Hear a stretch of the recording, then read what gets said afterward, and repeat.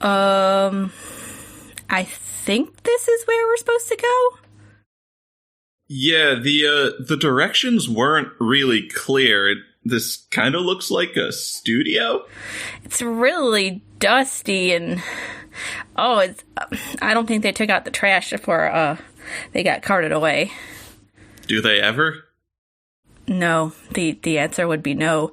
Well, I guess we're here, and Dan at least did give me some direction, but honestly, I don't know about this, and I've kind of not been on a comics kick for a while, so maybe we should just talk about, I don't know, wrestling? I would love that. Wrestling, I've been super into it recently. I know we've bonded about that, and I would very much love for this entire hour episode to just be talking about the Shield and, you know, everything that we've both kind of gotten to love. But we could easily carry an hour or more of that. Oh, absolutely, and I think everyone would find it as a nice, refreshing, treat. But I have a feeling that once Dan gets out, he might not be too happy with that. Yeah. All right, so let me see here. I'm gonna dust this off. Legends of Tomorrow. Oh. So I guess we need to talk about the show? I guess so. All right, let's do this.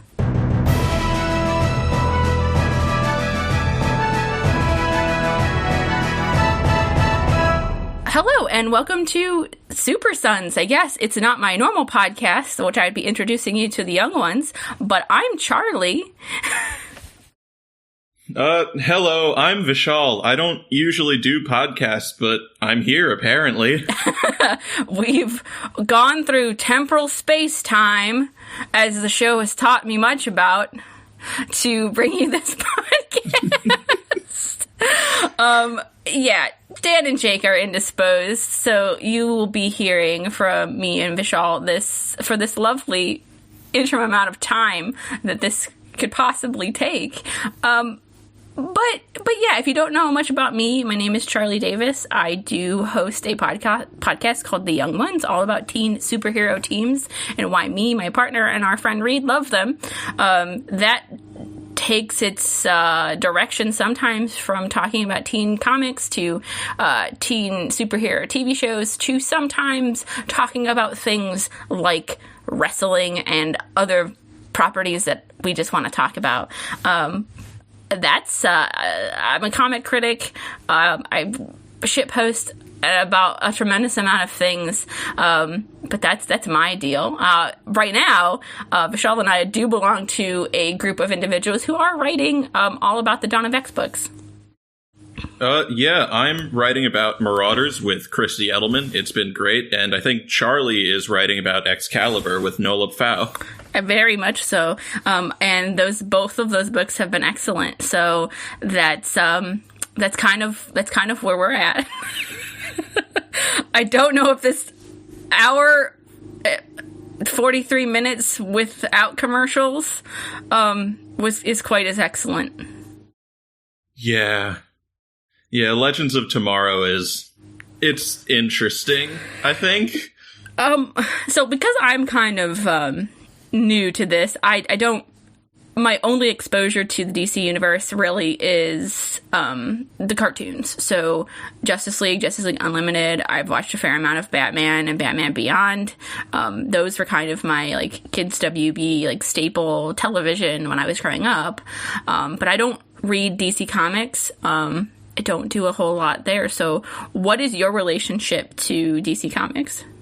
Yeah, I'm kind of the opposite. I'm from a little bit later in life, so I started with the Teen Titans TV show, and I watched commercials for Static Shock, and that was basically it until, like, high school when I started reading comics, and now I'm, like, really, really into the comics to an unhealthy degree. So I can help you out there, probably. Thank you. I'll need it. I have a type and I usually just find that type of character and then follow them through media. So I love X-Men comics. Like, I'm a Marvel person, like, through and through, but I love the niche characters most of all. Don't get a lot of play, I guess. If I'm thinking about it correctly, some of these characters that appear in this TV show maybe aren't necessarily A-listers. Would that be right to assume? Yeah, most of them aren't very popular, and I was surprised they got adapted to begin with.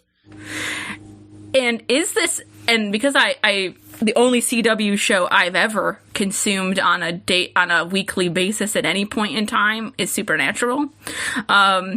Is this still going on the CW? I'm not sure. I'm not currently following it, but I think it is, because there's the big crossover with, like, Arrow and Flash later this year. Okay. Well, you really have to give it up to the CW. They kind of know what their market is, and they'll just stick with it no matter what. Yeah.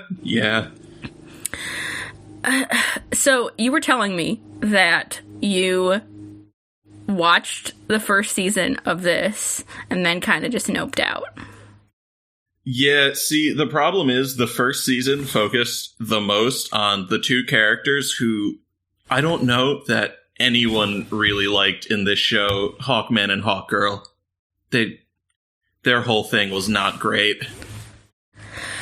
Yeah, I was picking that up while I was watching, and it's just, overwrought is definitely a word I would use, but yeah, that's about right. I'm not sure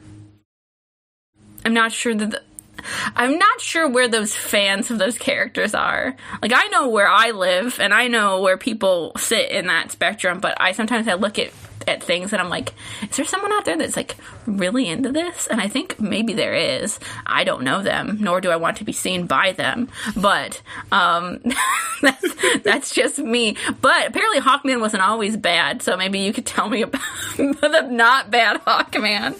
Yeah, so Hawkman's a really weird character. Like, comics are usually confusing, but Hawkman's a special case because there's two separate Hawkmans, and they're not exactly connected, and there's also two separate Hawkgirls, maybe three. It's a whole mess. So basically, there's these Egyptian people, like the ones in the show, Prince Khufu and Princess Shiera, I think. And they're the ones that reincarnate all the time, and they're not very interesting. The most interesting part is that Hawkman's an archaeologist, but instead they kind of just write him as an angry guy that's not fun to read. Oh, an angry guy that is, like, in love with his soulmate that doesn't remember who he is or cares, but he insists that she does. Not great, though. Yeah. Now, there's a good Hawkman, and he's an alien from a planet called Thanagar, and he was a cop, and then it turns out the cops weren't good, so he rebelled and changed the system, and then came to Earth, and he's really cool, but also DC forgets about him a lot, and it makes me sad. Oh, that's the Hawkman from, like, the Justice League Unlimited cartoon, right? Yeah. Okay. That makes sense. That makes sense, because I'm just like, what is this, like, reincarnation situation? Because I don't remember that at all, but it's weird that you would go with the more confusing thing that people seem to not enjoy over, like, the cool thing that some people do enjoy, but I don't know, and I don't market comic books, so I don't know how that works. Yeah. Although I will say Space Hawkman also gets really confusing because it's revealed that his father a long time ago went to Earth and was friends with Earth Hawkman, and I feel like we shouldn't get too far into that because it's a big mess. Probably not. So in this episode, we should talk about the actual episode. Episode, we take it starts in the year 2166. So the far future, as it were, where there's another world war happening, if I caught that correctly. Yeah, I think they call it the Second Blitz, which is, I guess, trying to bring up World War II comparisons. Yes, lots of lasers, lots of CGI fire, happening. The bad guy, who apparently rules the entire world, is named Vandal Savage. Interesting name. I don't have any background on this individual. Would you like to enlighten me? Yeah, so Vandal Savage is basically an immortal guy who wants to conquer the Earth, and that's pretty much it. He's been around for millennia, keeps trying to conquer the Earth, keeps getting knocked away. Okay. But he's done it. He's done it this time, apparently. He's doing it this time. He's like Kang the Conqueror without the time travel. Oh, okay. Well, thank you for putting that in terms I can understand, because no matter how complicated Kang the Conqueror is, at least I know about that. Kang the Conqueror, a.k.a. Immortus, a.k.a. Iron Lad, a.k.a. There's so much. whoever the hell else you want to group in there. And then we get treated to a very, very tropey scene where Vandal Savage and his goon squad come upon a child and his mother and murder them mercilessly. And then, yeah. You know, that's strong opening, apparently. I guess. But then it turns into Doctor Who? Almost literally? Yeah, they get the guy who plays Rory from Doctor Who, and he's yelling at a group of people called the Time Masters. At this point, I was kind of thinking they really are trying to rope in those fans, because they have to be. Yeah. Do the Time Masters exist in DC continuity? Yeah, Rip Hunter is a Time Master from what I can remember. I'm not super familiar with him overall, but that's a thing. I kind of feel like maybe they pulled that one from Doctor Who in some aspect, but who am I to judge? But Rory's here. I'm going to probably call him that for the rest of the time we're talking about this. And he wants to go back and basically stop this all from happening, which is a noble goal. But apparently we don't know this, but we can infer it. He takes his time ship and leaves and says that the council gave him permission, but we can infer that that probably does not actually happen. Yeah, he gives a big impassioned speech and the council stares at him, and then it cuts to him taking his ship, so like, I feel like there's something going on there. Yeah, maybe they weren't too hip on that one, because you shouldn't mess with the time stream. I mean, every time anything I've ever encountered tells me that.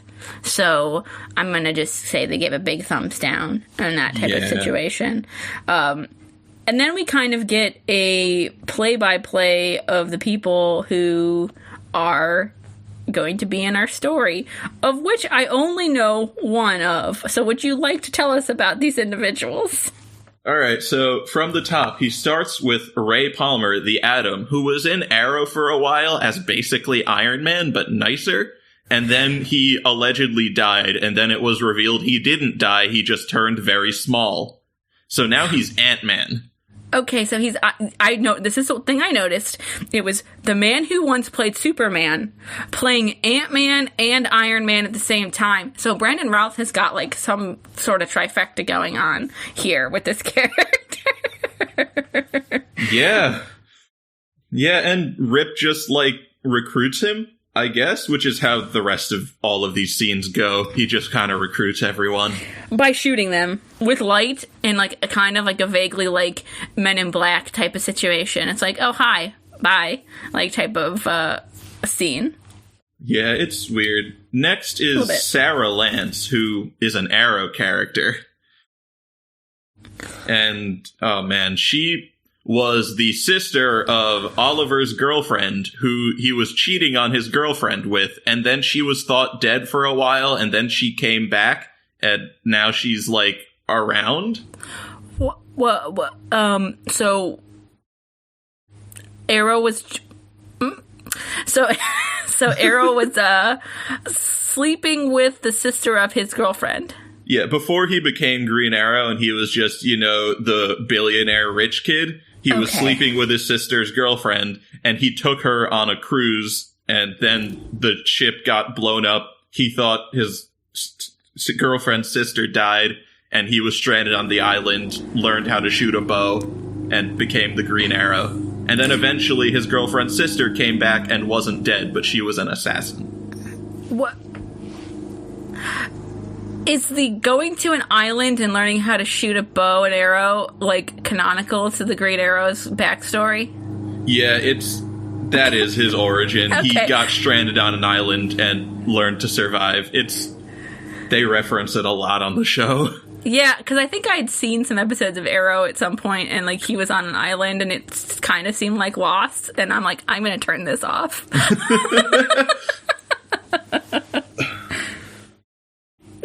Okay. She seems like the coolest one out of them all.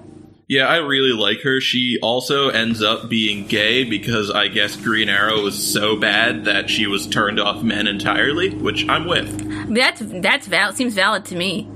Yeah. Stephen Amell's Oliver Queen just don't think does it for me. Yeah. And apparently Green Arrow's a really cool character in the comics, so I don't know. They didn't give him the beard, that's what it is. There it is. We know that everybody gets stronger when they have a beard. Yeah. So next on the list is Jefferson Jackson and Martin Stein, who combined to form Firestorm. Now this one threw me for a loop. He's very weird. I haven't read very many comics with Firestorm in them, but this is about accurate. Firestorm is two people that combine into one person, but the one person has the body of the stronger one and the mind of the smarter one. Okay. I'm just going with that one, because this one was a little, I'm like, okay, well, I guess this is what we're doing. It's like, I don't know. I'm leaving that one alone. Yeah, it's weird. I'm not the biggest fan, but let's go on to the characters I like less than that. Hawkman and Hawkgirl. Which we talked about slightly, and as soon as I saw them, I knew who they were. They have very, very bad CGI wings, even though their costumes aren't terrible. But they just seem, he is, I don't know about him. I can't tell if, like, they picked someone they thought was going to be attractive for the role, but then, like, kind of missed the mark on that one. But I'm not into it. Like, if he was easier on the eyes, maybe I'd feel a little bit different about it, but it's not. Yeah, the guy's got no charisma, so when he's talking to this woman and saying, in a previous life, I loved you, it just comes out real weird and creepy and not at all romantic. Nope, not at all. She's not, like, I can see her being interesting, like, just, like, the way that they set it up, like, at least her character or what she's capable of being, but she's, like, drugged down by him 100% of the time. That's definitely the case. And they don't do much. He recruits them. Kendra mentions that she was a barista 2 months ago, which is a very recurring thing on this show. She mentions being a barista a lot. Life-changing. And the last ones are, for me, they're the best characters on the show. Captain Cold and Heatwave. I love them to death. They have they are the best characters. Because they have, like they know what they're here for. Like, and I can't really say that for maybe everybody else. Like, they're the ones that seem to embrace that they're in a comic book TV show. Yeah. Everybody else, not so much. Even on The Flash, they're like that, where the show's kind of goofy, but then these two guys come in and they ham it up, and it's really, really fun. I could tell. Yeah, apparently they were both on Prison Break, which I haven't seen, but if I was going to watch it, it would be for these two. That is true. They were both on the show Prison Break, which I can't pinpoint the year that came out, but I definitely recognized Captain Cold as that man from Prison Break. And I knew that Captain Cold was a Flash villain. Yeah, both of them are Flash villains. They're part of the Rogues, and I think what makes them fun is that they're not evil. They just like stealing stuff, which is great. Yeah. They're like okay to hang out with, but they also love to steal, which, is good. Big fan. And you go ahead. Oh, and I was just gonna say, and then the erstwhile time master, time guy, Rory from Doctor Who, who's a pretty good actor. I don't know how they got him to do this, but it's a bit of a step down maybe from Doctor Who. They got a lot of Doctor Who actors. They got Jack Barrowman to play a character on Arrow. John Barrowman? I knew that. John Barrowman, yeah. They got the guy him. that plays Jack. That's his Doctor Who name. Yeah, they got him to play Oliver's best friend's father. They got the woman who plays River Song to play Oliver's girlfriend's mother. We must have some connections. Yeah, I think that the CW is a BBC feeder or something like that, or the other way around. They just share actors. It's like, you want to be in this TV show? Sure. Oh, man. And, they are absconded away by Rip Hunter and are given a proposition and shown the terrible future and told that in that lifetime that they're experiencing, that they're all great heroes and legends, and they need to stop Vandal Savage from taking over the world. So pretty basic plot. Yeah, although I do have one complaint, which is when one of them was being hesitant, he said, to be legends, we'd have to be dead. And I'm just like, it's 150 years in the future. Of course you're dead. Yeah, you don't just live forever. That was it's funny. It's like all these people, and then there's the actor Victor Garber playing, and it's like, sir, aren't you a little bit better than this? Yeah. Not so sure. And then there's a bunch of hey, if you want to do this, here's my card. Basically, meet me at this location in 36 hours. And then we have a montage, I'd say, of everybody trying to figure out if that's what they want to do or not. Yeah, so the Atom talks to Green Arrow to just make everyone sure that he first showed up in Arrow. Yes. And I watched, so slight tangent. Yesterday while I was cooking dinner, I had the TV on in the living room, and I was watching the Teenage Mutant Ninja Turtles film from apparently 2016. Oh gosh, yeah, I remember that one. That has Stephen Amell in it as Casey Jones. Yeah, that was a strange choice. That's a bad choice. That was a straight up bad choice. And I liked the movie. I didn't actually mind the movie, because the Turtles were actually pretty good.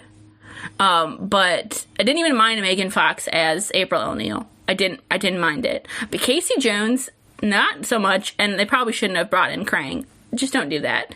I don't need to see CGI. No. We could have just kept it with Shredder. That's fine. But I just wanted to bring it up because Stephen Amell just has zero charisma to me. Has he ever been good in anything he's ever been in? I sometimes liked him in Arrow, but a lot of it was that he didn't have charisma. He was really awkward and stoic, and I kind of enjoyed that. But when he's supposed to have charisma, later in Arrow, he runs for mayor, and I could not imagine voting for this guy, even if he had good policies, because I don't like him. He's just not, he doesn't have a beard, and he's just, he's not, stunningly handsome or anything. You can write you can cut someone a little bit of slack, if they're just nice to look at on the TV. But I don't think it's not there. It's not there. Oh, I will say a big part of what makes anyone on that show charismatic is when they start doing the salmon ladder. They all get shirtless and they all start doing the salmon ladder, and I don't care who they are, you start paying attention. You do have a point, and now I'm just remembering that Stephen Amell was on one a episode of Raw once or something. Yeah, I think he was at a pay-per-view, too. He had a whole thing with, I want to say Cody Rhodes. You're probably not wrong. That seems like something Cody would be into. Stephen Amell, don't come anywhere near AEW wrestling, please. Please. There's a man there that will actually kill you. Please don't come. Oh my God. Please don't come. Please don't come. Or maybe please do come, now that I'm thinking about it. I would be very excited to see that, honestly. Yes, I would love to see Mox just take Stephen Amell out. Oh, that would be very fun. Permanently. Then he couldn't act in his show anymore, which I guess is ending. Arrow's ending, I guess. This is the last season of Arrow. Oh, tears. Just crying. I was crying so many tears. My high school self is distraught. I'm sure there are people that love the TV show Arrow. I just don't happen to be one of them. Yeah, I understand that. Yeah, but Sarah seems like the best character to me in this montage. But I will have to say, like, she's got the best, like, story, like, of coming back to life and, like, being a different person. Like, that's a really interesting story. But her costume is bad. Yeah, they make this, like, whole deal of her being the white canary because her sister's the black canary, and that's an original CW thing, and honestly, it shows. Like, it could be cool, right? Yeah, I like the idea behind it, but it's just boring, and the suit is so dull. Oh, it's not even white. It's like it's been sitting, like, in a closet for several years, and then someone decided to put it on. Like, it is, like, dingy white. And maybe it's supposed to be that way, but there are very few people that can get away with, like, grime as an aesthetic, and she's not one of them, in my opinion. No, it's that wasn't working for me, because I liked the scene with her and her sister, and I'm like, oh, that's Black Canary, I think. Like, I'm putting these pieces together, and I'm like, that's cool. I wonder what this suit looks like. Not good. Yeah. Oh, well. Does this storyline go anywhere from here? Will you spoil that for me? I honestly don't remember. Honestly, all I remember of the first season of Arrow is they drop pretty much everything with Sarah so that she can just kind of hit on women all throughout time, and it's very fun, and I like her. That's good. You know what? I support that 100%. Yeah. The rest of the characters are not that good right now, though. No, what I don't support is drugging your friend to take them on a time heist, I guess. Oh, that's so bad. He's just, like, he says no, and so the old guy just chloroforms him? I guess. So drinks some mysterious liquid that could be alcohol, and then immediately becomes unconscious, and then they just kidnap him. Yeah. And, you know, that's fine. Like, I don't think it's fine, but I guess for the purposes of the show, it's fine. And then they get on this ship, which I thought was a pretty cool ship when I first saw it, but then it's got a horrifying AI face. And I'm just like, then I just became like, I'm like, it couldn't just have like a voice. Like, it had to have a face. Why? Who's making these choices? Yeah, think about the money they spent on animating that face when it could have gone into costume design. Oh God, I'm weeping just thinking about it. Its name is Gideon. I don't know. I'm not going to gender the AI. So they just exist in the ship, and instead of it being like a Cortana from Halo situation, it's just a scary face. Yeah, it exists on the ship and only on the ship, and that's about it. It, like, does all the work, so Rip Hunter just tells it what to do. Yeah. There's a weird power dynamic there that I don't think I appreciate. And then they go to 1975, which is unclear as to why they're, like, we don't get any mission statement, really. Like, oh, this is, like, how we're gonna stop it, or, like, what we're gonna do. Like, and right away you kind of get the feeling that Rip doesn't really, maybe he doesn't know what's going on, or maybe he's just not sharing it with the rest of the team. Yeah, he's definitely being cagey and not answering all their questions.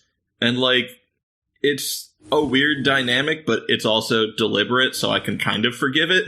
Mm-hmm. But they go to the 70s, which, okay, I mean, that's a fun era, and they're meant to stop the death of a professor for unknown reasons. Yeah, they ask Rip how he died, and Rip just says he's found in his office, and no one knows how he died. And I can't... What? Yeah, that's not a good explanation. That's not how we do things around here. But we do get, obviously, some banter and then back and forth when they finally get there and determine what they're going to do and who's going to go. They leave one half of Firestorm on the ship, and it's just like, okay, you can immediately tell when half of them leave and half of them stay that, like, the other half are going to get into trouble. Absolutely, yeah. Yeah. But we do go to the university and find this man who immediately knows what's going on. Like, there's not even like a, oh, what are you doing here? Like, explain, like, you know how some shows would be like, oh, we have to, like, convince this guy to help us or get the information we need. No, he just kind of, like, spills his guts out because... Yeah, it turns out that this professor guy is Hawkman and Hawkgirl's kid from a prior reincarnation. And, like, they raised him, and then when he was 10 years old, they were killed, and he's been waiting for them to come back ever since, because he knows they reincarnate. But they don't remember him. That's the worst part. They don't remember him, but immediately upon knowing that they're his parents, start calling him their son. Which is really weird, because he's, like, 30 years older than them. Yeah, it's like... It's really strange. It's not even like we saw this person as a child and, like, so we are, like, kind of invested in this relationship. We're not. We're not invested in the relationship whatsoever, except for there's a photo. I guess the black and white photo is supposed to do it. Like, it's not even like a Cable and Cyclops situation where, like, it's funny that, like, someone's much older than Scott calls Scott, like, dad. Yeah, they try to make it, like, a whole emotional thing, and I'm not sold at all. No, it's like, you told me to hide in the closet no matter what happened or what I heard to not come out, and I didn't. Okay, well, that's like the story of so many of these things, except for I'm not invested in it. Like... And I'm not invested in these two characters as, like, being partners, because one clearly doesn't really want to be here and do this. And now that she has a son, she's like, oh, I love my son. Like, why? She's so protective of her brand new son that's so much older than her. Her brand new old son. And I'm just like... All right, we're supposed to be riding this train, I guess. So now we're here, and he loves his mother and father very much. He's also like, you're so beautiful. Yeah, that was strange. The Hawks are just really weird in this show. I can't get with it. Yeah.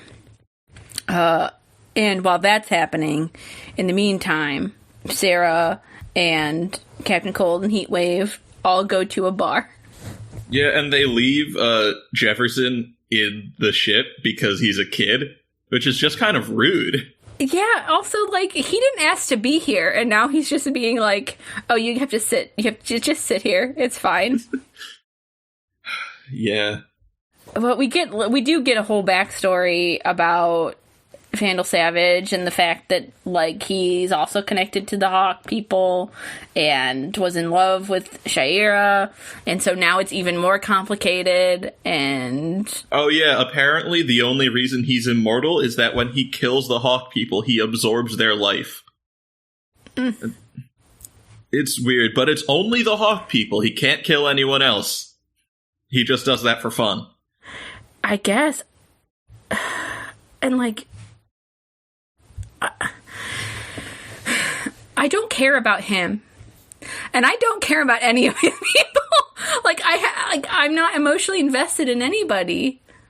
Yeah, the actual story isn't really fun at all. Like, they mention offhand that Vandal Savage caused World War I and convinced the dude to kill Archduke Ferdinand, and, like, that would be fun if the show framed it as more fun, but it's all, like, dark and gritty, and I don't like it. Yeah, it's like dark and gritty, but, like, not in any way that makes any sense.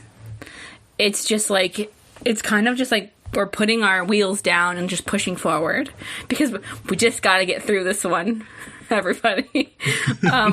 Like, there's not, like, usually there's, like, one character that's got some levity or brings some levity to it. Like, and I think, like, Captain Cold and Heatwave are the best part of the show, but they need somebody to play off of. Every single other person here is, like, a straight man. Yeah. And, like, they don't have, like, a fun, like, person to bounce off of. Like, even if we just added, like, Constantine now. Oh, like, that would be a lot better, yeah. Yeah, I mean, I love Constantine. I especially love Matt Ryan Constantine, because I think he's really great at it. I really enjoyed the Constantine television show that ran for 13 episodes on NBC. For what it was, but I'm glad that he found a place in this show at some point. So yeah, this whole thing just kind of seems like a mess. Like, they go to, like, the other team goes to the bar. Obviously, Sarah's a loose cannon, so she gets in a fight. That was probably the most fun of the issue, which is when some dude starts, like, hitting on Sarah and won't say no. And then she's like, no, but I like your girlfriend, and then starts beating him up. I liked that. Yeah, that was good. That was good. She's like the best part. Like, yeah, she's definitely the best part. And everything from there. Oh, we forgot to mention that probably comes up right about now. Actually, the Deathlock-esque time cop Kronos that is hunting the team. Yeah, when they left the present day to go to 1975, two random dudes saw the ship leave, and then Kronos killed them. And now he's in 1975, too. I don't know anything about this. Is this a real character? I have no clue. I'm not well-versed in DC's time travel stuff. Okay. I'm gonna peg it as a CW original idea, and go from there. Because I don't know. Like, they're like, let's, again, with the costumes, like, this guy doesn't even look cool. It's like, just like a weird bodysuit that looks kind of armory, but not in a cool way. Yeah, it looks like someone, like, was trying to cosplay the Predator, but, like, it didn't come out quite right. What he needed to be dressed as was Strife. Just all the blades. All the blades. That would make it immediately better. Like, if it intersected with, like, Marvel's timeline for some reason. It would. It really, really would have. And then we just go from there in regards to getting back on the ship and trying to escape. And now that we know what Vandal Savage can do, now we're trying to leave, but this guy is shooting us, so we can't. The old man's son gets shot. Yeah, there's a big team action scene, and, like, they're all using their powers and they're all working together, but old man's son still gets shot, so... Which, I mean, you should have seen a mile away. You can't just adopt a full-grown man. Like, you can't just take him with you. Yeah. And then we get a confession. Yeah, so Rip reveals that Kronos was sent by the Time Masters because his mission is not sanctioned by the Time Masters, and he stole the ship. Which, like, oh no, who could have seen that coming? That was such a swerve. Man. Oh, and then he goes to explain that, like, his wife and child, who were the woman and child who died in the beginning of the episode. Like, yeah, he gives them names that I don't remember. I don't know either. He's like, Vandal Savage killed my family, so we need to stop him. And then they're like, but what about the whole pitch you sold us? And he was like, oh yeah, you're not Legends. I picked you because in the future, no one will care if you're gone. Listen, I'd be out at that point. Yeah. Like, I would just be done. I'm like, see this? No, it's not happening.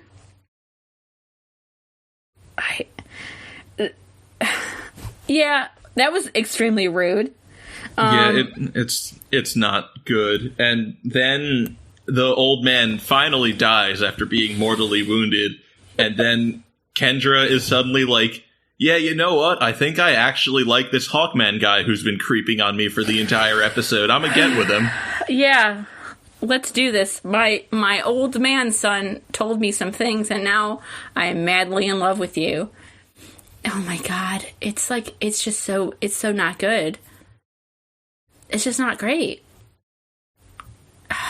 Yeah. Oh, and then the young Firestorm guy forgives the old Firestorm guy for literally kidnapping him, and then says, I played football and you work as a team. But, like, no. I forgot that line. No, that's not how you build a team. You can't, you and I both know, you can't build a team without trust. Absolutely, yes. This is true. You can't do it. I trusted you once. I don't think I can do it again. And then they go to Norway. Oh, yeah.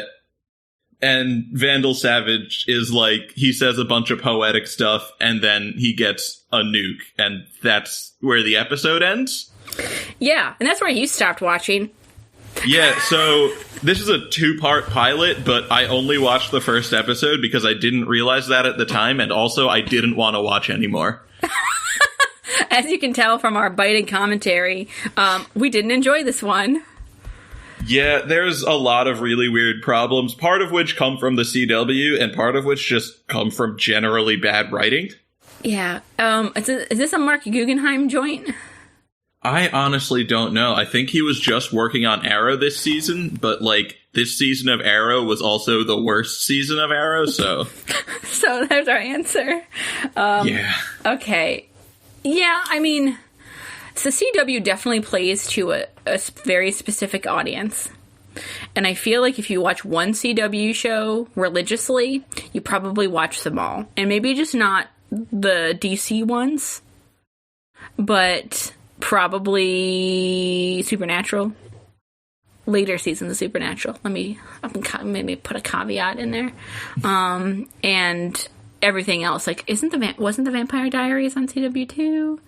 Like, I honestly don't know. Like some sort of reboot of like 90210 was also on the CW. They have a very niche audience that likes this type of show. Yeah, and like they do a good job making this type of show. It's just not really my thing, and no. I feel like this is just a CW show that dresses up as a DC show. Yeah, no, 100%. Like, you could file the numbers off of this one, and it could be like anything else. Like, you could rebrand it as anything else. You could rebrand it as like a space like a space-time adventure. Like, you could give the characters different names. Like, there's nothing. And maybe that's because I don't know the characters super well, but if you have a knowledge and you're just like, yeah, I'm not into this, I have to assume that there's not a whole lot of meat on the bones here. Yeah. Yeah, the best part is really the, like, characters who are most comic accurate, which are Cold and Heatwave, because they're just delightful, and everyone else is just really dull and boring, and there's not really much to, like, grab onto and not really much to see why anyone likes them. Mm-hmm. I should tell you that in the second episode, or the second part of the first episode, however you want to frame it, they go to Norway. They sneak into an arms dealer thing to stop Vandal Savage from getting his weapons. They have a confrontation. He confesses his love for Shiara. He kills Hawkman. Absorbs his power by what looks like breathing in mist. And then stabs her. And then they take her back to the ship. And then that's it. Oh my god. Yeah. So nothing was gained from watching the second part. Yeah, I mean, Hawkman died. That's something. That's something, yeah. You gotta give him that one, right? Yeah. Another missing member of the team. Yeah, but he is the weakest link, so it all works out. True. And you know, the way that the Hawk costumes are, how they have this like big opening in the back for the wings, like, could you not try to make it cooler than it actually is? Like, that's pretty rad. Like, those helmets, like with the beak, you can make that so rad. And it's just like, nope. It's not. Yeah, and the CGI wings are real weird and hard to look at sometimes. Yeah. Yeah. Real hard to look at. So nothing was gained or lost by not watching the second half of this, so. Alright, well that's good to know. Yeah. That's another show to not continue, I guess. Yeah, you could, I mean, if you wanted to watch Hawkman get stabbed. Oh, there's this very overwrought, like, close your eyes and remember back to our love together.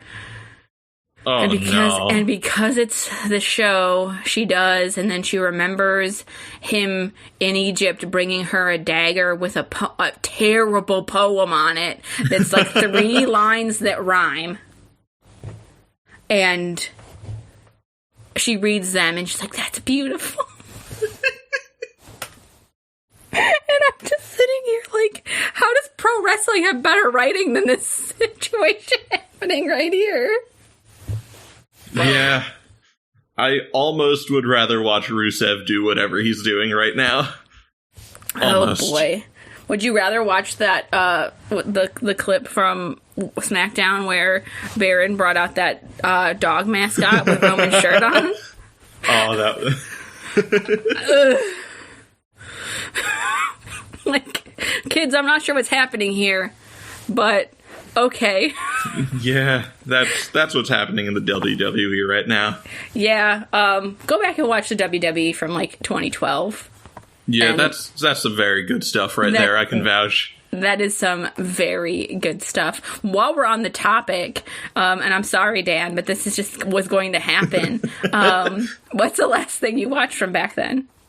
I'm still on WrestleMania 29. I haven't watched all of it yet, but, like, I'm getting through it. Okay. It's a long show. Yeah, I got sidetracked because I bought Death Stranding, and now I just keep playing that game. That's very fair. Apparently it's very fun. It's very fun. You can make Norman Reedus go to the bathroom all the time. That's, like, just a thing that happens because that's the kind of game it is. And I like, doesn't he have a special blood? He's got special blood, right? He's got very special blood. You make grenades out of his blood. Okay. Thank you, Hideo Kojima. Thank you. That's all I can say. Thank you for your putting your talents out into this world so we may consume them. Yes. Big fan of Hideo Kojima. I love the Metal Gear games. Real big fan. Yeah, he's probably my favorite game person ever. Yeah. WrestleMania 29 is good. It's not as good as 30, so I'm excited for you to get to 30. Yeah, like, the Rock John Cena stuff is okay, but, like, we all know what's going to happen because it's 2019, and one of them is still very popular, and the other one's in movies. Yeah. Neither of which, I mean, I guess The Rock did show up on SmackDown for its inaugural Fox. Oh, yeah, and he made the weird STD joke about Corbin. Oh, I didn't watch that, and I'm happy that I didn't. Now that you said that, I also, I mean, let's be honest. Punk should have main evented WrestleMania 29. but he did not, which maybe led to him, I don't know, leaving the company in the fashion in which he indeed did leave the company.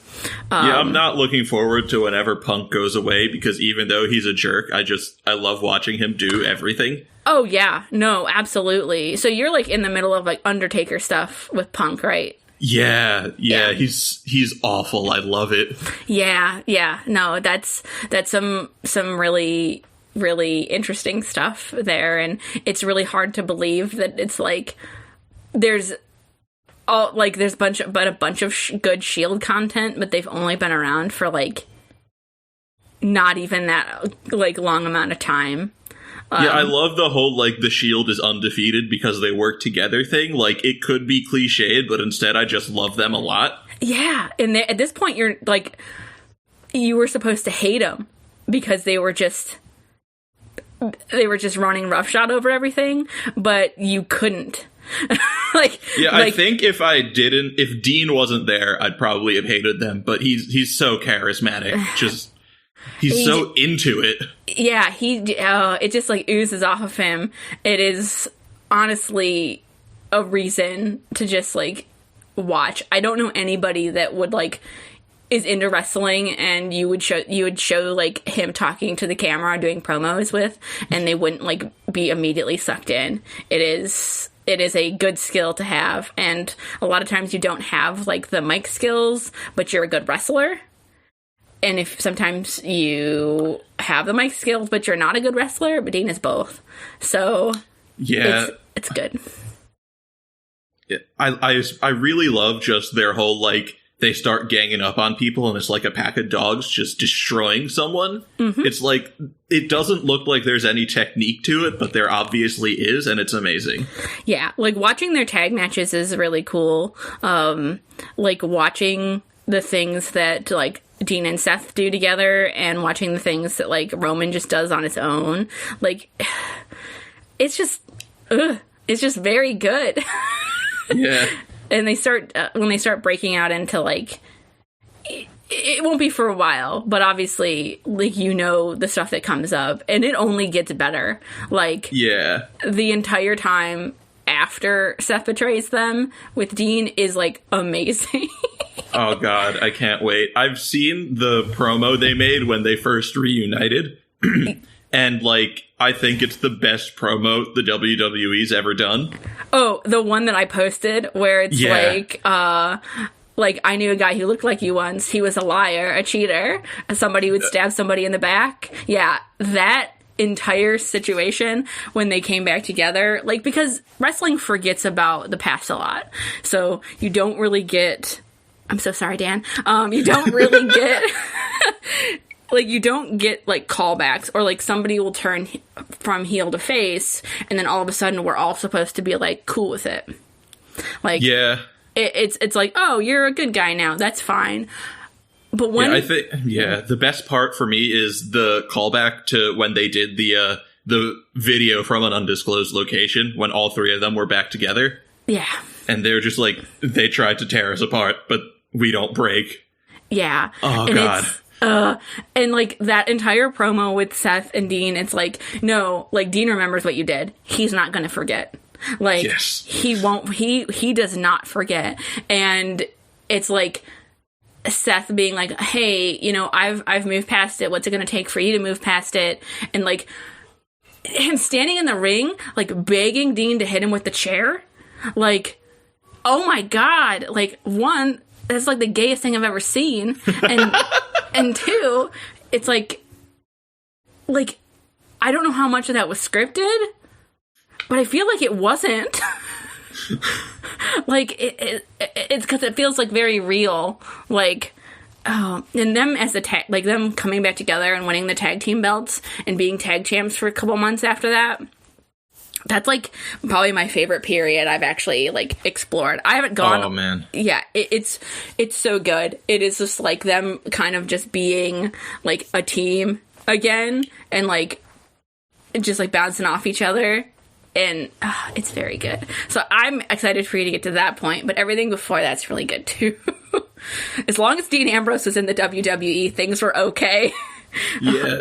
Now yeah, I'm liking different. the earlier WWE stuff too, because there's other storylines I can enjoy as well. Like, all the Daniel Bryan Team Hell No stuff is great. And, like, I feel like the further on I get, the more I'm going to start skipping things. Yeah.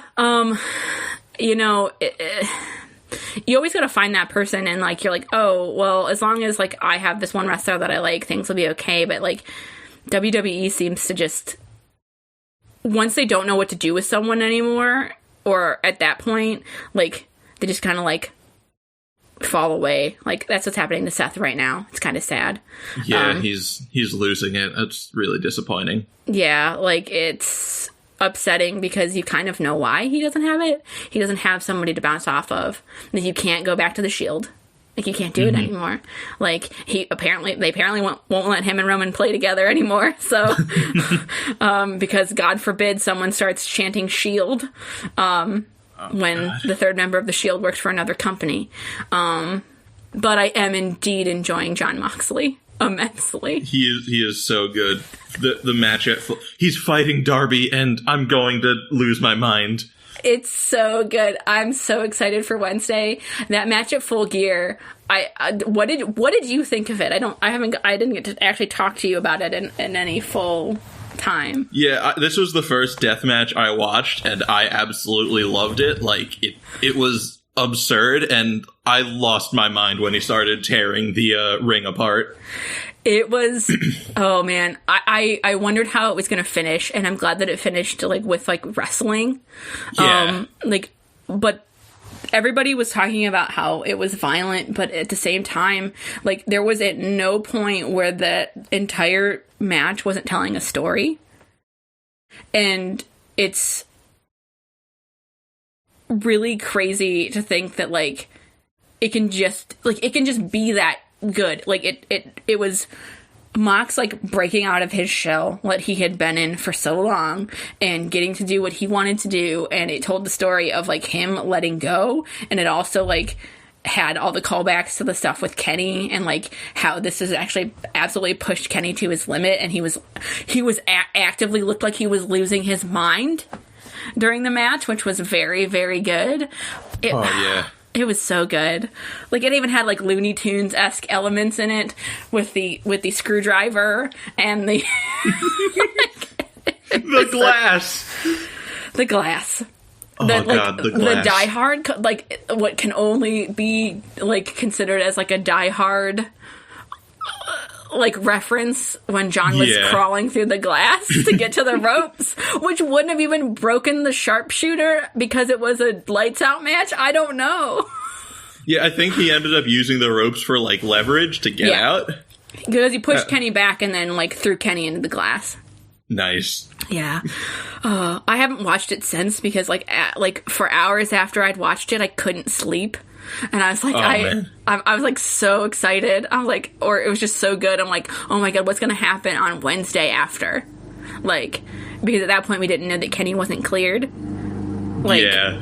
And I was just like, oh my God, is this feud just going to, like, keep going? Because I don't know how it can escalate at this point. But I really love John being like, I don't think anybody in the back can actually fight me. So I'm excited about Darby. That'll be great. Yes. I hope. Darby wasn't the best part of the show, I have to say, because the backstage fight when they just opened the door on Orange Cassidy and close it was, I think I cried. Yeah, that was amazing. The MJF and Jericho's, like, promo in the ring together. Oh, I love that too, yeah. Like, excellent. Like, I hate that Chris Jericho's as good at wrestling as he is. And when I say good at wrestling, I don't necessarily mean good at actually wrestling. There are many facets to being good at wrestling. Yeah, his personality is perfect. Yeah, and, like, he's blended up all of his gimmicks, like, and, like, now it is this. It's like, okay, Chris. God, I hope that, like, I do hope that maybe after Darby and Mox fight, maybe, like, Mox will, like, take Darby under his wing, and they'll be, like, Lone Wolf and Cub. Oh my God, I would love that. Darby and Mox would get along, I think. I think so too, which is why I'm like, oh my god, maybe they'll actually like come to an understanding after their match and be like, you know, I'm already dead. I like to kill people. Let's go. So I'm super excited about it. But Dan, this has been your wrestling corner. In your podcast. We spent like, I don't know, 15, 20 minutes on this. It was a good time. It's fine. You know what? It's fine. And Dan probably knew what he was getting out of me. Maybe not necessarily you, but I roped you into this. I exposed you to Dean Ambrose, and now you're infected. Yet, nothing can be done here. Nothing can be done. But Vishal and I didn't enjoy Legends of Tomorrow. We do enjoy wrestling, however.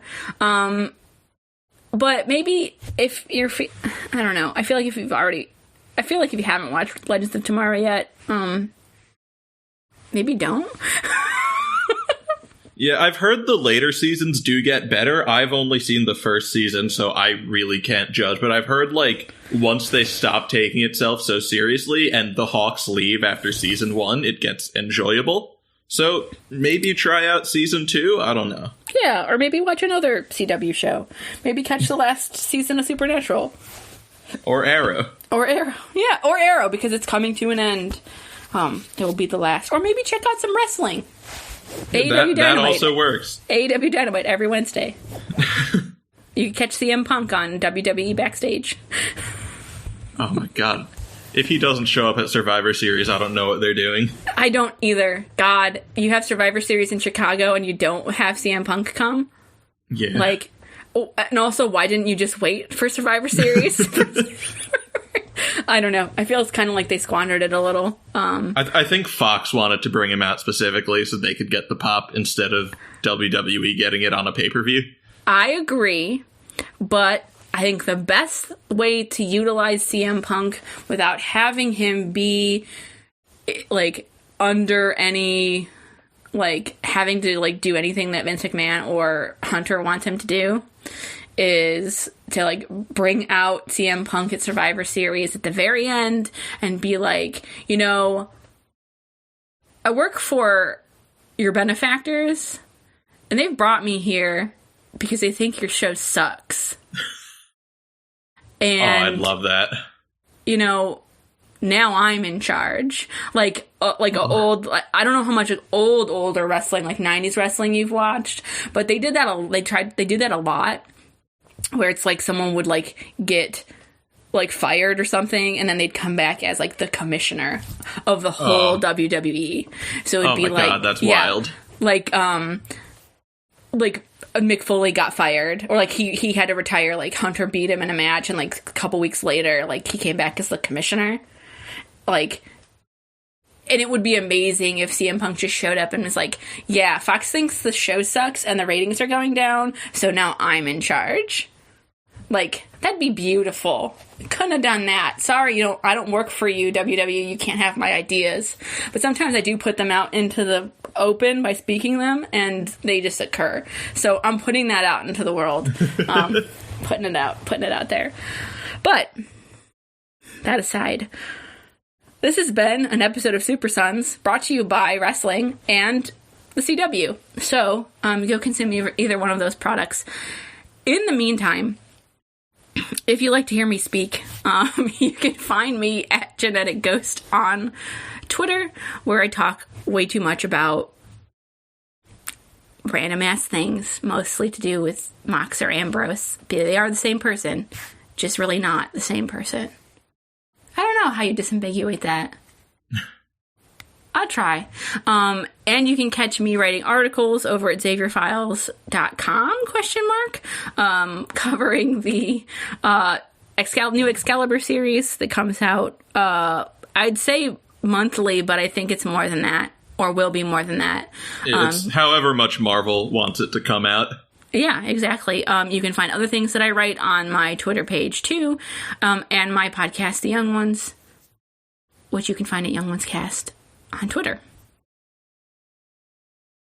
Yeah, and I don't have a podcast, but you can find me at vgola87 on Twitter, and I sometimes have a blog that I run called Retcons and Reboots, where I just write about reading obsessively and how bad things are and rank the new 52. And you can find that at retconsreboots.com. And I think that's it for me. All right. And your Marauders articles. Oh, God. Yeah. I write on XavierFiles.com as well about Marvel's Marauders, which is an excellent book that you should read, and also read our articles about it. And sometimes I write for AIPT. And yes. Now I'm done. Yes. Yes. And you can hear me and Vishal talk about probably wrestling some more if you follow us both on Twitter. But in the meantime, until Dan and Jake get back from their erstwhile sentencing, this has been Supersons. Thank you for listening.